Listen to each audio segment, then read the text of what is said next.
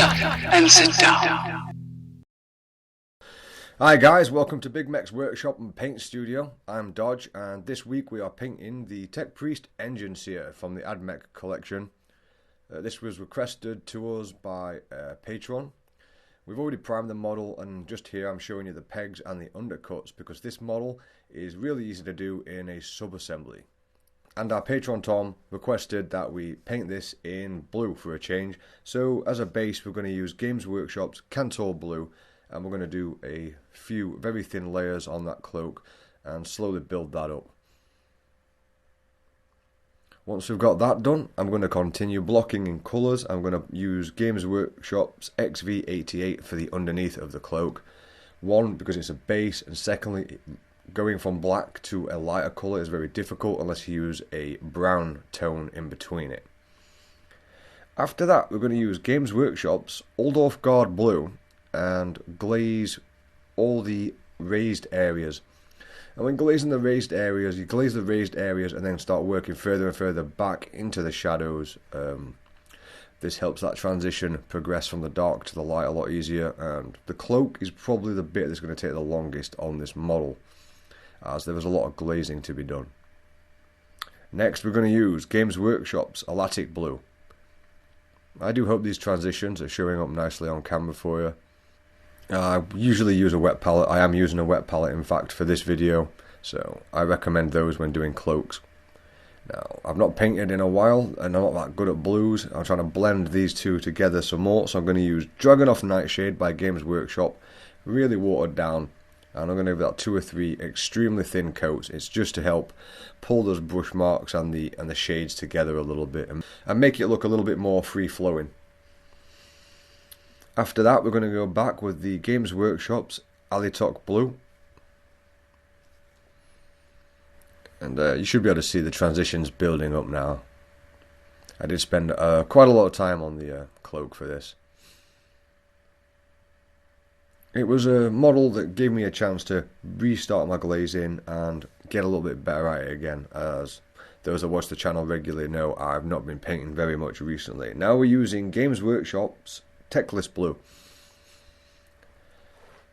At this point we're only really going for the extreme highlights, so anything low down on the cloak is being left alone, and just going over all those folds, and that helps bring the cloak to life and make it look like it flows.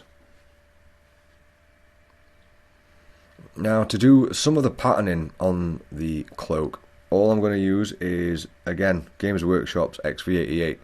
And to start the pattern, we're just going to paint the bottom of the robe there, and we're going to work our brush upwards until we've got a rough line, and you can see how thin that is. It's going to take a few layers, but once that's built up, you're going to have a nice solid line.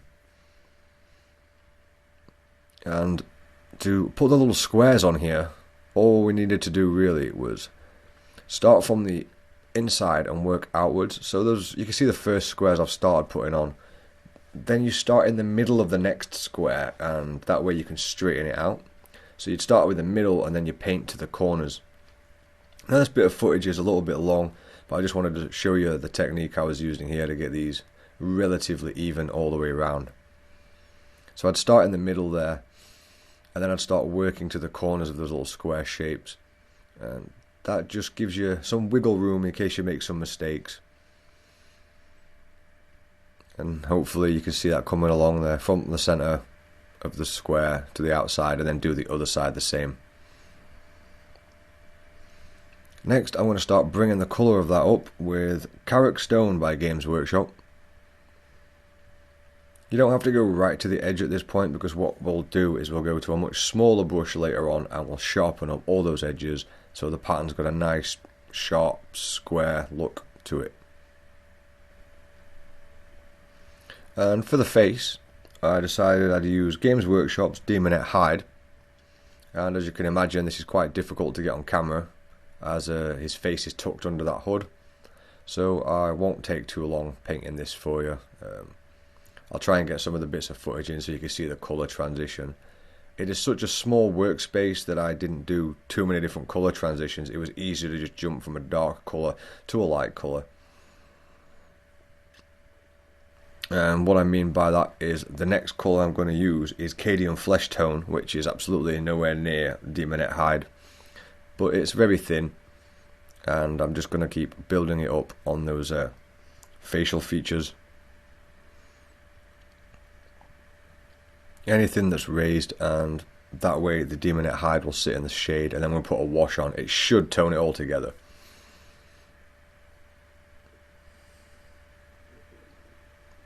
Next, we're just going to blend that in with a REKLAND Flesh Shade by Games Workshop. This is pretty thin, as the work area is small and we don't want to flood that. And like I was saying, I hope this comes out well on camera. It was very difficult to get that bit on camera because the hood pulls over the face.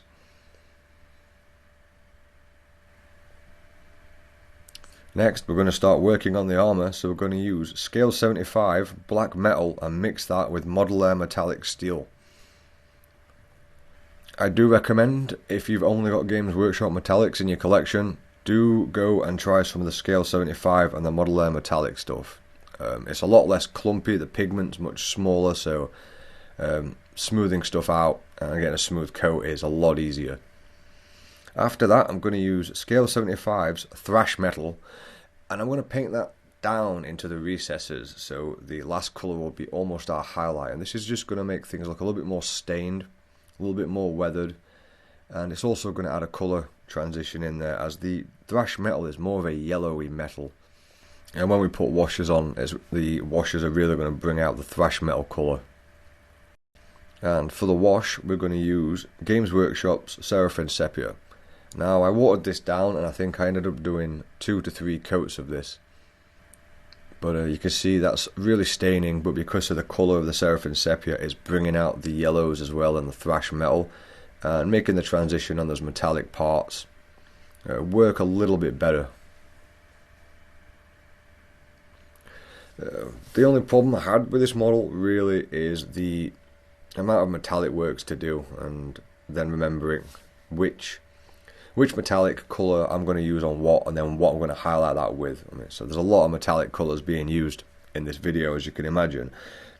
Games Workshop's RHINOX hide was used for the leather work on the belt and the gun holster as well. Again, it's a nice base coat, and I know exactly where I'm going to take that with the other brown colours to bring that up. Right, so after that I decided to start working on the pipes, as they will be covered up when I put the arms on, so I won't be able to get in there. So we're going to paint AVERLAND Sunset by Games Workshop, but it is over an XV88 that was already painted on the pipes. And we are going to do a little bit of hazard stripe work on these and try and make them look nice. After the AVERLAND Sunset, we're going to use Games Workshop's YRIAL Yellow. Now, this is extremely vibrant at the moment, but we're going to tone it all down together. So I tend to be doing that a lot recently. My painting is going to an extreme highlight and transition, and then washing it down to cool it all down, and you can still see the transition and the highlights in there.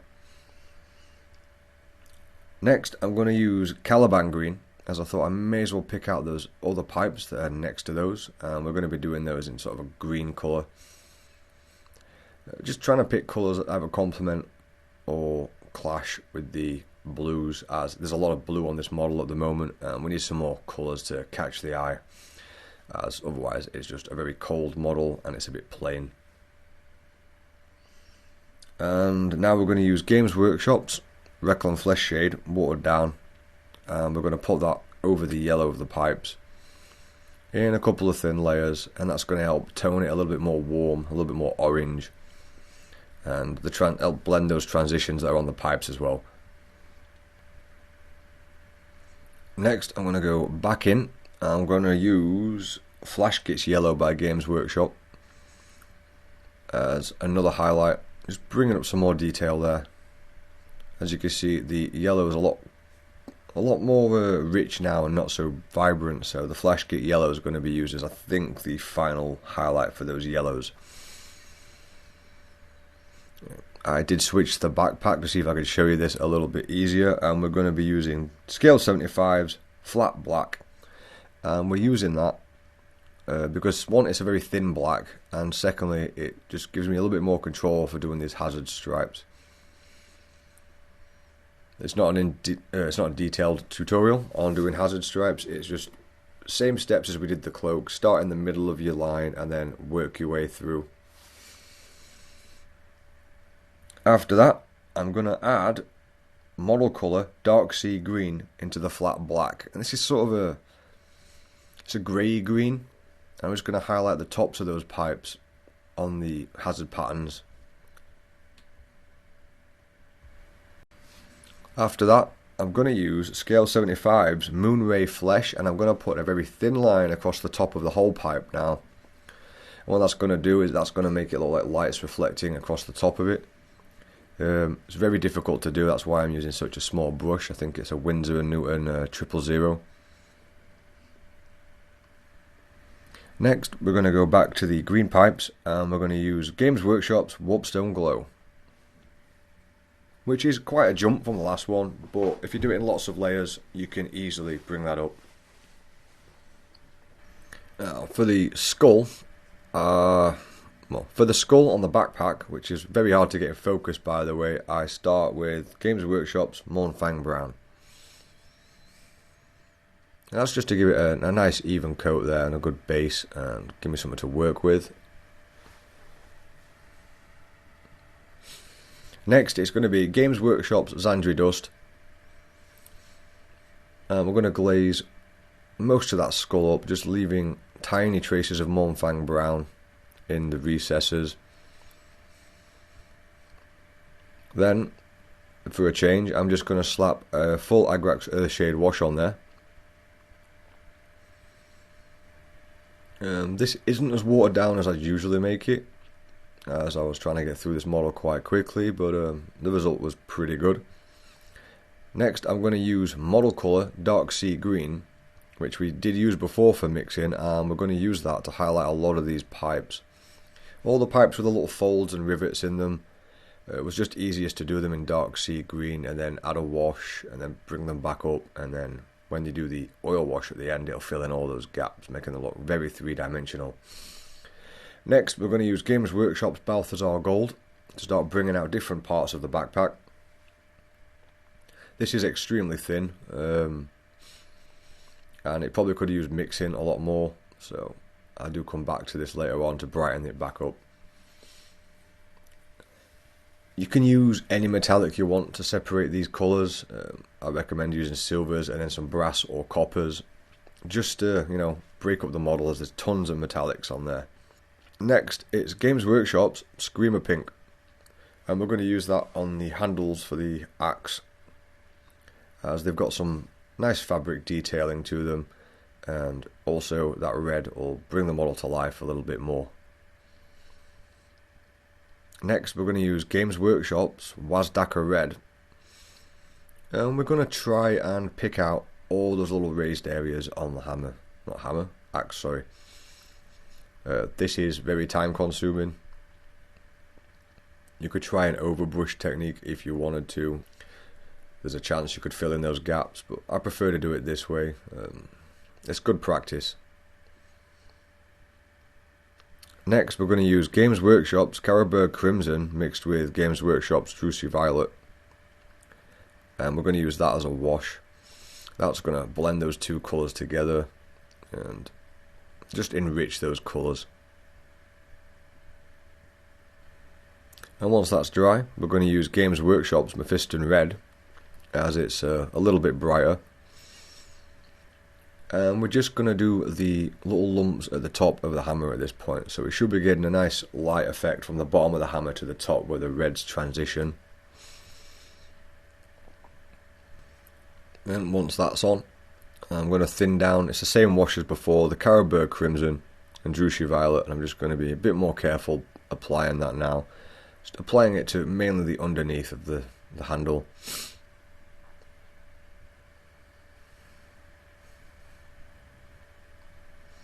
Next, we're going to use Scale 75's Old Copper, and that's for the extra work on the sides, the detail work. It's just to break up those parts, because we're going to be using silver again, There's so many little cogs and gears and bits to this that it really needs breaking up. And old copper is quite a rich, warm copper as well, so that helps bring a little bit more that helps bring a little bit more contrast and warmth to the model. Next, I'm going to use Model Air Metallic Black. Like I said, we're going to be using lots of different metallic colours here. So I use that for the wrench looking bit at the back of the axe, and pretty much only for that bit.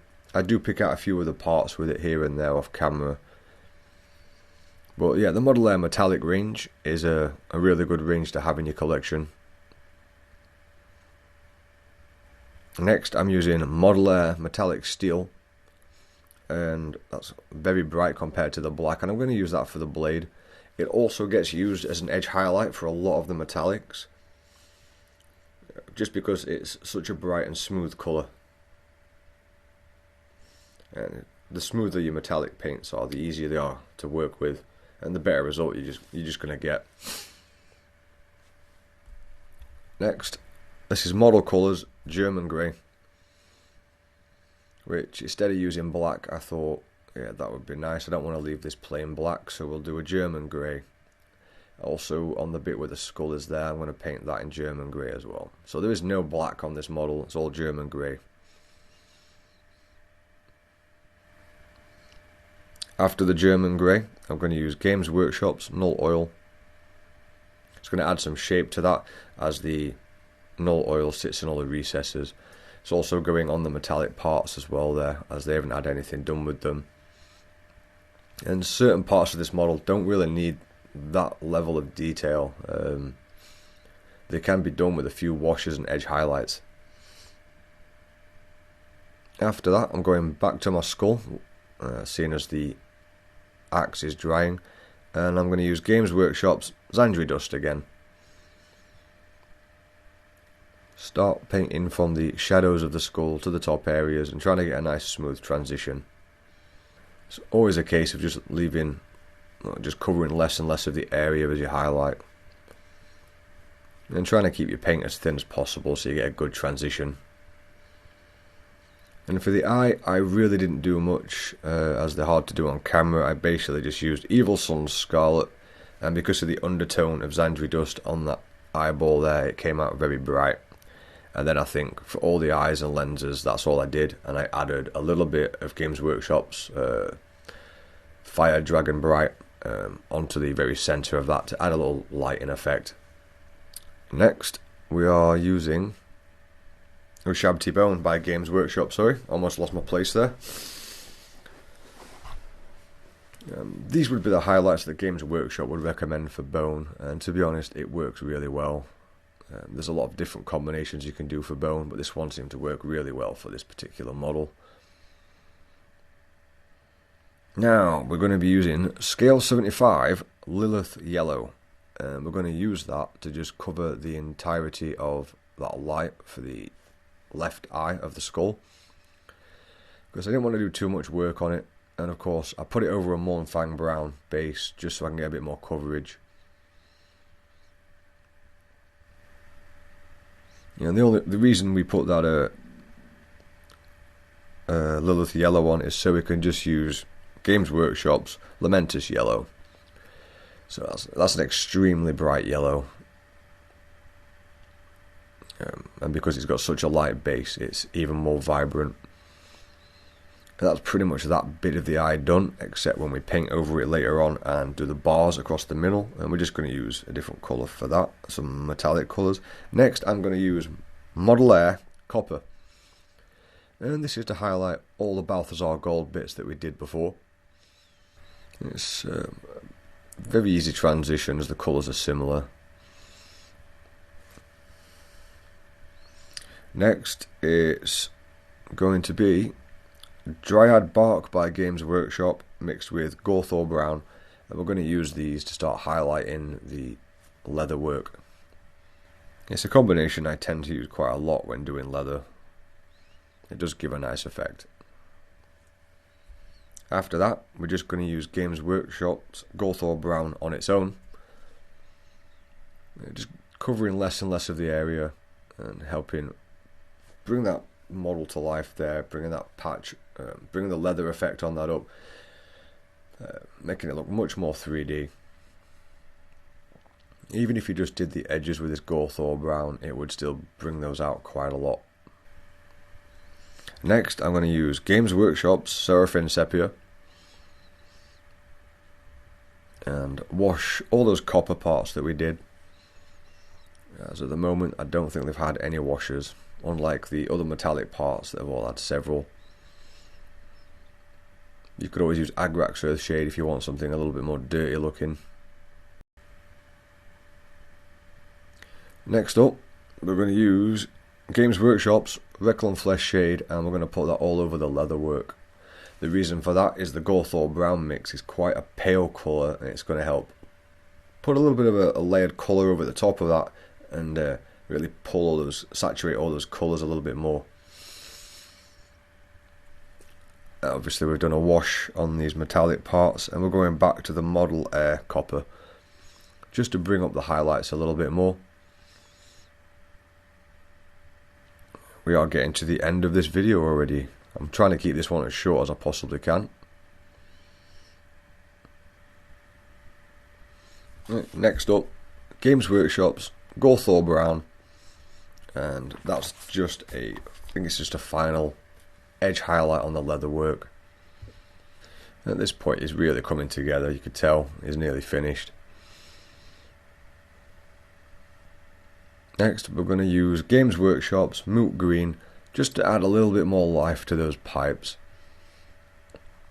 Make them stand out on the model a little bit, as the model tends to be covered in lots of small details. With the small details, painting them all individually, it can be a lot to do, but it definitely draws the eye to the cluster of the model and all those little bits that are attached to him and all the things that he may be carrying. Didn't do much with the skull on the axe. It's basically just model colours, sky grey, and that's going over the top of a MORNFANG base. Also, this is the same colour I used for the ADMEC emblem on his chest piece as well. But that bit of footage didn't show up very well on camera because it's so small. Next, I'm going to use Scale 75's Amber Alchemy, as just under that emblem there was some extra pipe work and that needed just to pop out a little bit more. I think the worst part about painting this model was picking out what metallic to use on what area, and then remembering where it's going to go and what to highlight it with. I don't envy anyone who has Mechanicus army and has to spend so long painting all these different metallics. Just to darken that down, it's going to be a REKLAND Flesh Shade. One of the reasons to keep using the REKLAND Flesh Shade on these different metallics is it's going to tone them ever so slightly closer together, give an overall look of colour, even though we're going to use those washes and then paint over them again.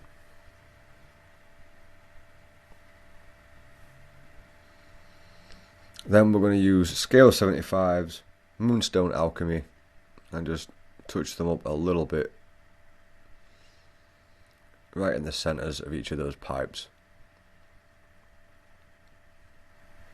And at that point his entire chest area is pretty much finished.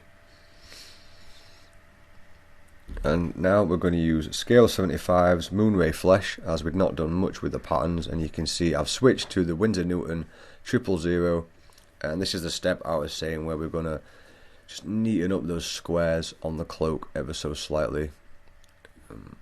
Paint from the inside to the outside, that way you don't go over as much.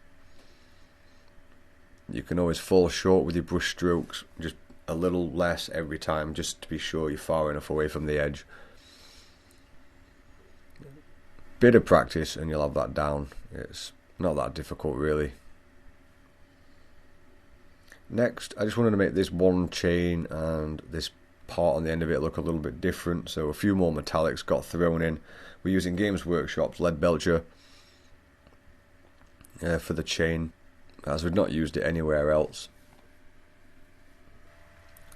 Then we're going to quickly highlight just the tops of those chains with Model Air Metallic Chrome, which is much brighter than the steel. Just highlighting the tips of those edges and across the front there really brings that chain to life, makes it look three-dimensional. And for the, I don't even know what that is, for the ball thing on the end, I used scale 75's pure copper.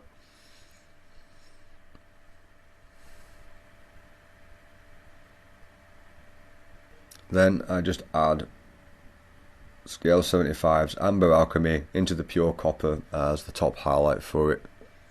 I'm really only glazing the top half of that ball, to be honest, because the wash will finish the rest of it. And pulling it all together again with the Games Workshop REKLAND Flesh Shade.